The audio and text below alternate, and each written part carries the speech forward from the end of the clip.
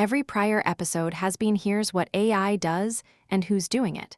This one is the honest counterweight, a course that only hypes the field isn't useful to an audience that will immediately spot the gaps. This episode is what makes the last episode's optimism credible instead of naive. 5 real limitations. The wet lab bottleneck. AI can generate thousands of candidate molecules, but a lab can only physically synthesize and test tens of them. That mismatch creates real triage risk, discarding genuinely good candidates simply because computation outpaces validation. The generalization gap. Models perform impressively on benchmarks resembling their training data, but struggle on genuinely novel chemical space or unusual biology like disordered protein regions.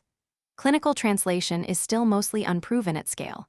Most success stories are preclinical or early trial data, and Phase 3, the stage that actually proves a treatment works in a large, diverse population, is still pending for this generation of candidates.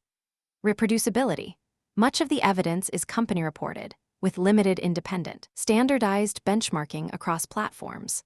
And AI doesn't yet independently discover. Autonomous labs and reinforcement learning-driven experimentation speed up iteration, but haven't discovered a validated drug end-to-end without human-directed biology guiding target selection and interpretation. So what should you actually watch for the rest of 2026? In silico's and others' progression toward Phase 3 data, that's the real test.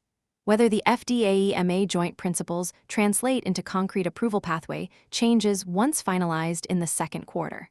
Whether independent, cross-platform benchmarking efforts emerge to make company claims comparable.